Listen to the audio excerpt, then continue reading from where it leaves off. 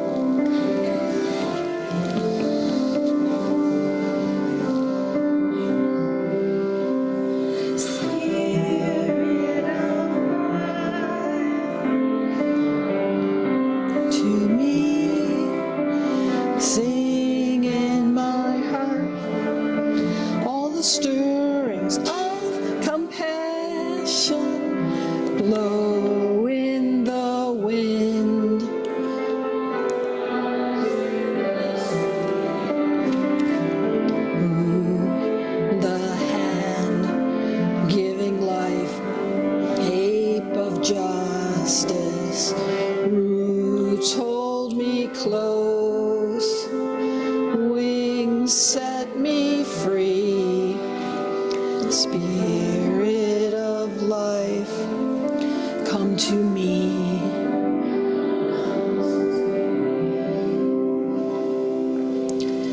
It's a good thing I look at the order of service because I was about to fly into the sermon, but it says the flower ceremony is next, so I'm just moving my... So in the Unitarian Universalist faith, there's actually two events that take place in our church here that are quite unique and special to us as Unitarians.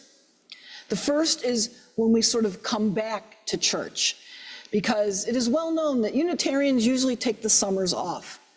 It has been a practice. In fact, long ago it was a time where at the end of June that the ministers would take sabbatical time and spend time reading, reflecting, going to school. Oftentimes that's when the General Assembly was held. So July and August were not necessarily times that churches met. When they came back in September, it was time for ingathering and something called the water ceremony. And of course, that has been held here as well, and it has its own unique history. But today is the second ritual. It is uniquely Unitarian Universalist, and it is the flower communion, or the flower ceremony, depending on the church you're in. It's a ritual where each person brings a flower or flowers from somewhere and brings them to church. And then a blessing is put upon these flowers, and people take home different flowers after the service. This ritual was created by Reverend Norbert Kapik, and he started this in his church, the Unitarian Church of Prague, in 1923. The ritual was brought to the United States in 1940 by his wife, Maja Kapik. Norbert was not able to travel because if we do the timelines, that was when war was taking place, and Norbert was imprisoned in a Nazi prison camp for his faith beliefs. While he was in Dachau, it is shared by a Catholic priest who was in that same camp that he officiated his last flower communion in 1942, and shortly after he was killed. In bringing that ceremony to the United States, Maya wanted people to participate in an easy community connection, which is what Norbert had wanted. He wanted something simple that every person, no matter their background or their economic status, could be a part of and could be connected to. And so today we honor his memory and his ritual by blessing flowers. Those which have been brought are up on the piano. And we do it by sharing the exact words that he shared in his prayer at Dachau. Infinite Spirit of life, we ask thy blessing on these messengers of fellowship and love. May they remind us amid diversities of knowledge and of gifts to be one in desire and affection and devotion to thy holy will. May they also remind us of the value of comradeship, of doing and sharing alike. May we cherish friendship as one of the Spirit's most precious gifts. May we not let awareness of another's talents discourage us or sully our relationship, but may we realize that whatever we can do, great or small, the efforts of all of us are needed to do thy work. So those are the words of Norbert Kapik. We honor his memory today as we honor the blessing of our flowers. And at the end of our service, please feel free to take one of the flowers and take it home with you today. And so today we celebrate Pride. You hear a lot about Pride, especially in the month of June because it's considered Pride Month. There's all kinds of things on television. There's things out in the community. Yesterday was the Rainbow Pride festivities down on Old Falls Street that Niagara Pride has been putting together for the past 6 years. What you might not know is that Pride in Niagara County started right here in this church. It started 8 years ago when, actually a little longer than that, I was doing my intern minister services here before I actually became a minister. And I would do community gatherings, and there was a coffee shop up on 3rd Street, and a lot of people seemed to gather there. And so when I would have minister office hours, as we called that, a lot of individuals would pop in there. It was a safe space, especially for those who weren't so comfortable coming into a church space. But what became very clear is that people needed a place to meet. There were no more gay bars or anything in the Niagara area. There was no community center. There was nothing. So I brought this to our church board and said, what can we do? How can we create something? And they said, let's create a meeting space. Let's see if we can do something to reach out to the community or the larger community. In that case, it was the Pride Center in Buffalo, who graciously gave a facilitator, Ron Pichesny. If that name sounds familiar, Dr. Ron is now the president and is looked at as the founder of Niagara Pride. And Ron came in as the facilitator. And in the beginning, we only have a couple people come to these meetings. But then it grew, and it grew, and it got bigger and bigger. So much so that it needed its own kind of embodiment. And that's where Ron then put together a bunch of people to be part of the first board of trustees. And I was happy to be that, and also representing for our church, which still was part of that foundation. And then it just grew. And so there's offices here in Niagara Falls, services in Lockport, things up in Alcott.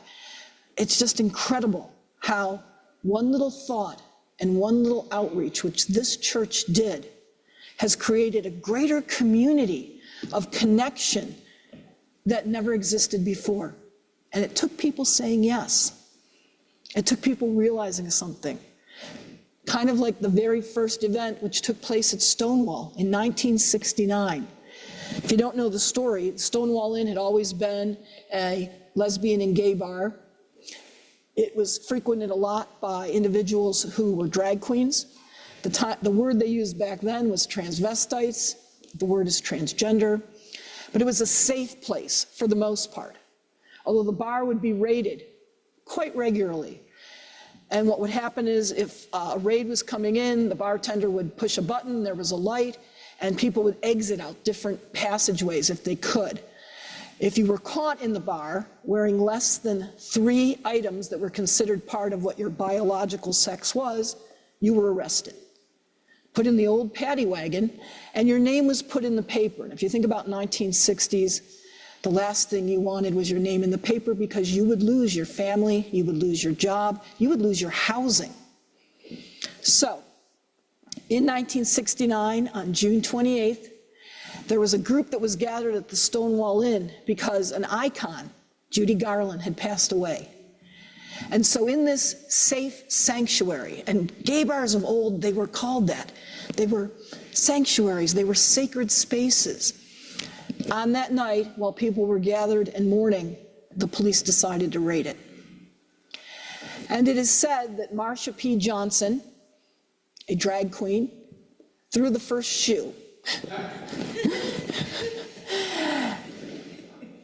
And another, Stormy LaVue, who was a butch lesbian, threw the first brick. And they fought back. And that had never happened before. The police didn't know what to do. It was so strong. They actually pushed their way out. The bar tried to, do the doors so that nobody could get in. But in the streets where people already were, who had exited when the raid happened, they saw what was occurring and they started to fight back too. And this went on for several nights. And so from that, what would happen the next year in anniversary was the Stonewall Remembrances. And the year after that became Gay Liberation Pride, Gay Liberation Marches. And what we have now, we have pride. Pride is something that sometimes I think people take for granted right now. It wasn't until about 7 years ago there was even the right to get married. Go back 12 years, 15 years, and there were even rights to protect you if you were in certain jobs or in housing. And little by little, those rights that had been fought for by so many people are starting to get rolled back. So today I'd like to share with you, we talk a lot about things that are far away. I wanted to bring it home, telling you about Niagara Pride. But I want to tell you about a person named Madeline Davis. Madeline Davis was an American LGBTQ activist and historian. She lived in Buffalo. She founded a group called the Mattachine Society in 1970, and that was the name of a group that gathered to work on human rights. She was one of the first openly gay people in Western New York who would speak out. And in the early morning of July 12, 1972, Madeline Davis stepped to the floor of the Democratic National Convention. She was one of the first openly gay people who was ever elected as a representative to go to the Democratic Convention. And she spoke this on the Democratic floor. It is titled, "I Am Somebody's Neighbor." I am a woman and a lesbian, a minority of minorities. Thank you for the opportunity to speak to you. 20 million Americans are grateful and proud of the Democratic Party.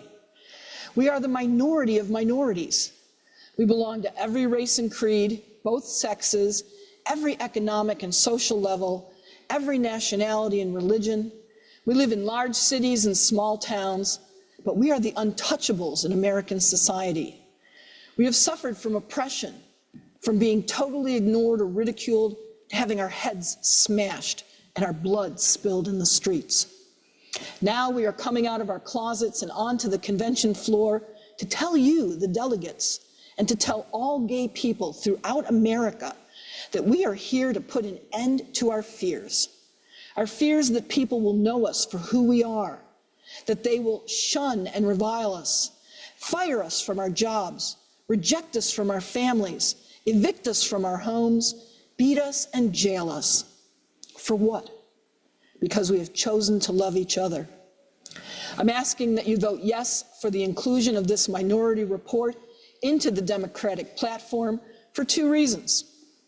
First, we must speak to the basic civil rights of all human beings. It is inherent in the American tradition that the private life and lifestyles of citizens should be allowed and ensured, so long as they do not infringe upon the rights of others. A government that interferes with the private lives of its people is a government that is alien to the American tradition and the American dream. You have before you a chance to reaffirm that tradition and that dream. As a matter of practicality, you also have the opportunity to gain the votes of 20 million Americans that would help in November to put a Democrat in the White House. Secondly, I say to you, I am someone's neighbor, someone's sister, someone's daughter. A vote for this plank is a vote not only for me, but it is a vote for all homosexual women and men across the country to peaceably live our lives. I wish to remind you that a vote for this plank may now or someday be a vote for your neighbor, your sister, your daughter, or your son. We ask for your vote, and we ask because our people have suffered long and hard, that you affirm for every human being the right to love. Madeline was a trailblazer. She was an elder. She now lives in blessed memory. And her speech was a big part, 1970, of that wave that rode forward to give us all the things we have today that help us to celebrate Pride. But it's up to us to make sure that what Madeline fought for and what she risked by going on that floor on 1970 remain in our lives. So be it. Blessed be and amen. Talk back. You have the opportunity to talk back. So please share any ideas, thoughts, or reflections on the themes of today's service. You said there's an office in Lockport, there's one in Halifax. No, there's Pride festivals that take place. Okay, but not in Niagara Falls. There is an office right on Main Street. It's in Pinnacle. Yeah. Their main office is on Main Street. So Niagara Pride has a main office, but they do festivals and activities in all the small regions. Right now they're trying to raise money to have a traveling van so they can take Pride to all the rural areas of Niagara County. I just wanted to say that the Niagara Pride, they offer services to... Marshall, take the microphone because they can't hear you. Yep, you're good. Yeah, thanks a lot. I just wanted to say that Niagara Pride, headed by Dr. Ron Pierachevsny. Yeah. I guess that's how you pronounce it, right? He'll take it any way you pronounce it. Well, I do subscribe to the newsletter that they send out periodically. And one of the advantages of getting a newsletter is that Dr. Ron is he's an individual who a notary. And I had to have a document notarized. I didn't know where to go. And I went to Niagara Pride. I believe you may have suggested it to me. Yeah. And I met with him on Main Street, and he signed my documents, no charge. And for that, I was extremely thankful because, you know, I might need another document signed in the future, and I know right where to go. Yeah. And also, there's always a calendar of events for members of the LGBT group in Niagara Falls. And as a result of that, I've attended a few of the events, and it's a great organization to belong to. So, yeah, that's a positive. That's a positive. So, anybody else? You want to come we had I still remember, whoever did the presentation here demonstrating where you should stand, told you to be up here. Okay, so Pride, Juneteenth, and 4th of July. Those three things, when I think of those three big things, what comes to mind, the word that comes to mind is freedom. And so next Sunday, not at this church, but it's to our church, I'll do summer salon. But any case, the word freedom, and one of the questions I will be posing for us at the salon next Sunday is, when you hear the word freedom, what comes to mind? And what strikes you most about the fact that freedom was declared long before it was actually experienced? So we as a nation, we declared our independence July 4th. But we didn't really have all of our freedoms. And I think there was a lot of missing freedoms that we still did not have. And so should we have waited possibly to declare ourselves free until a little later? Yes, we conquered the British, but I think freedom is more meaningful if it's not just beyond beating like a nation. I think we need to think about it on a more local, national level, and not just on the world stage. And I think the reason why we declared 4th of July is because on the world stage, we became a nation, in a sense. But a nation means that every person is free. And so I just invite you to think about pride in the context of freedom.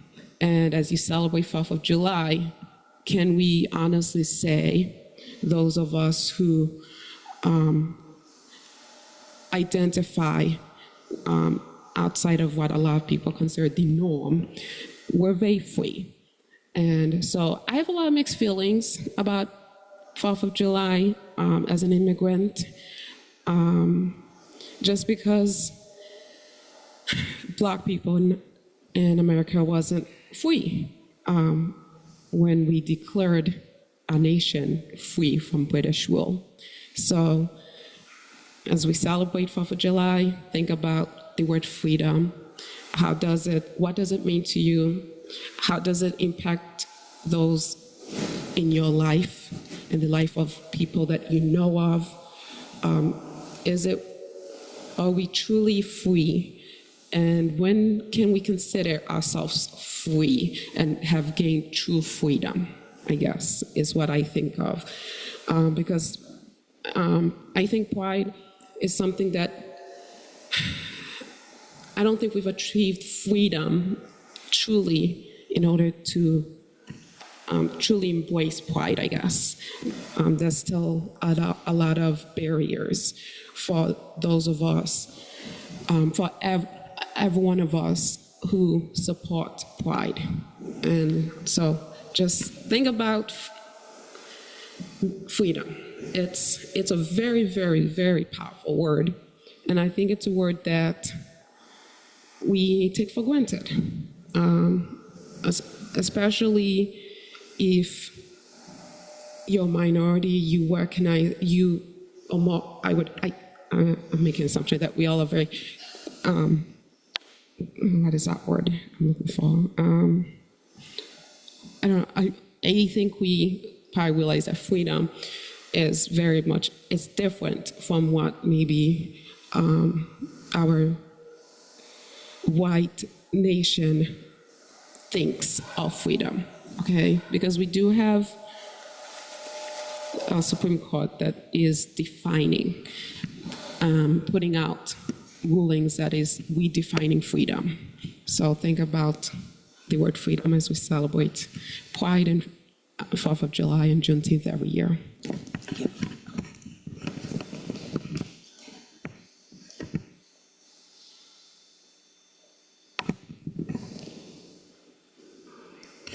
because I've been a longtime member, I remember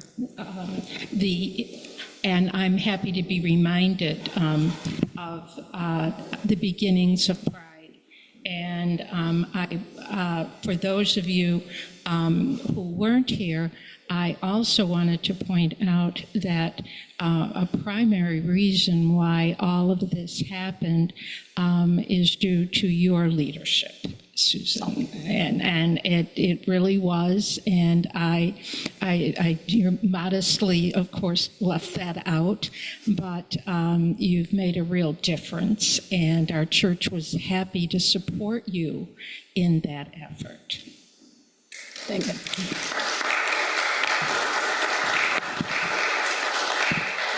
Thank you. No, it takes a church community, so I can't, but thank you. But it takes all of us.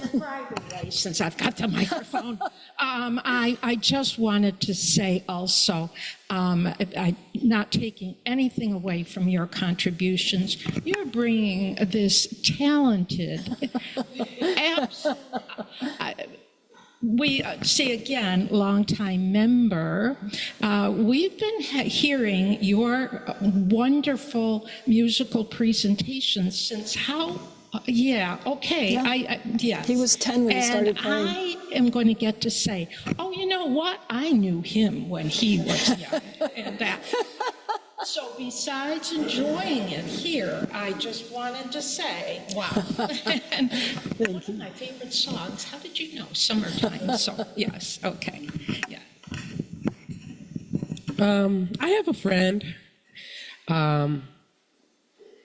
that is unsure of something about Pride. The friend feels like they may be asexual. Are they part of Pride? Absolutely. Are they part of the LGBT? Yeah. What are they? They're part of it. So years ago, in the beginnings, there was just gay and almost like the binary of, but as time has evolved, what we see right now is we'll see LGBTQ+. Because if you were to put all of the letters, young people have taken on the word queer, but for older adults, that word has a real strong negative. It's the first word you heard before somebody would beat the daylights out of you. But also, we have come to an awareness that there's so many expansive ways, not just in sexuality, but gender identification. So someone who is asexual absolutely has a place in that rainbow of letters. Thank you. You're welcome.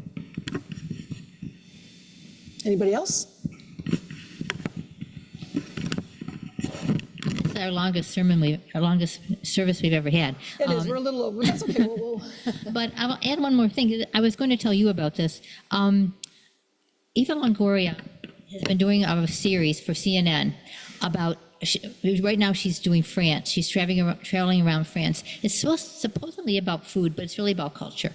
And so I've been spending a lot of time lying on the couch this past couple of weeks, and she has an older one about Mexico, and I love Mexico, and I'm fascinated by it. Her third episode is on Oaxaca. It's spelled Oaxaco,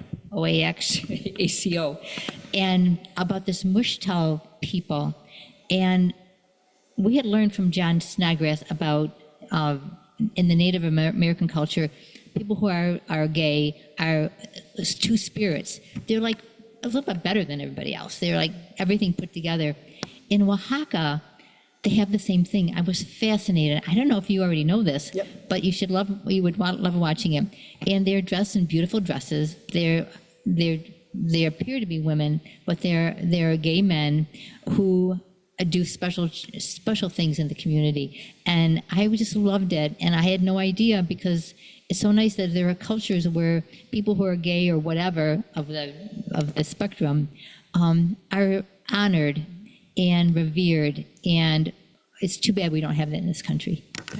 No, thank you. I'll look up, it was, yes, in indigenous societies, absolutely people are honored and revered, and there's a special place in tribal ceremonies with special costumes. There's a movie called Fancy Dancer that actually speaks to that, which is a cool movie if you want to learn about that as well, too. Anybody would love seeing this episode. I just enjoyed it. Other thoughts, feedback? I appreciate all the comments that you've all made, especially the way you also listen intently to each other. It's a way that we give each other respect, we give each other acknowledgement, and it's a way that you minister to me. And so for that, I am extremely grateful, and I thank you for that. Can we skip the last hymn, and then we'll just go to, okay. We're going to skip the last hymn, and what we will do, though, any announcements that we need to make? Yes, let's do that.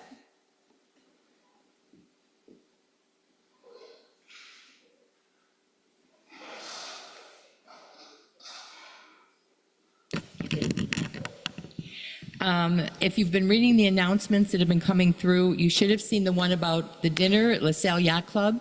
It's July 22nd at LaSalle Yacht Club. Cocktails at 5, dinner at 6. Please RSVP to me either by telephone call. My number is on the registry, or you can text it if that's more convenient for you. So July 22nd, save the date, LaSalle Yacht Club. It's a Wednesday evening, and we've had beautiful, beautiful evenings there the last few years we've done it there. So please, everybody, join us.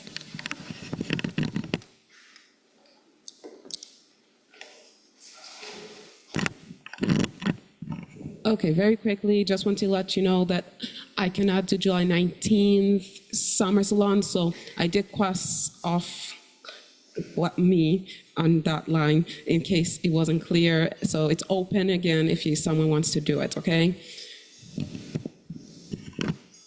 Any other announcements for the good of the congregation or the community? Dan, do you want to extinguish our chalice while we do our... the duties of the usher.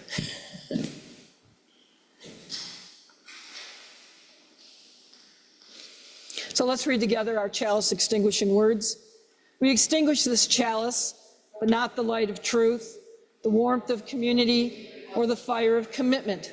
These we carry in our hearts until we are together again. Our benediction for today is, for every rainbow, for every body, for every person, we side in love with the inherent worth and dignity of all. And Max is going to give us postlude music.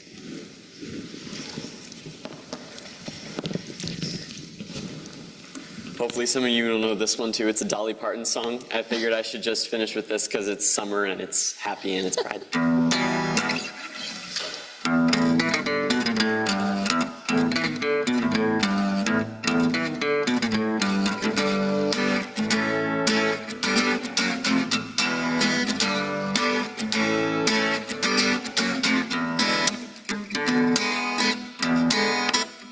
Without a love to call my own, my life was incomplete. It seems I couldn't help but think that love was not for me. But no, my life took a different twist when I met me a man that I couldn't resist. I didn't know what all I missed, and I'm getting happy. Oh, I'm getting happy. Yeah, yeah, oh, I'm getting happy. All my lonely days are gone. Oh, I'm getting happy. No more lonely nights alone. I got someone to call my own, and now my life is like a song. And he helps me sing along, and I'm getting happy. Oh, I'm getting happy. Oh, people used to talk of love, and I couldn't understand about the fire and the desire in a loving a good man. But now I know just what they meant. Since I met me a man I was heaven sent. I wonder where the sadness when I'm getting happy. Oh, I'm getting happy, all my lonely days are gone. Oh, I'm getting happy, no more lonely nights alone. I got someone to call my own, and now my life is like a song. And he helps me sing along, and I'm getting happy. Yeah, I'm getting happy. Woo.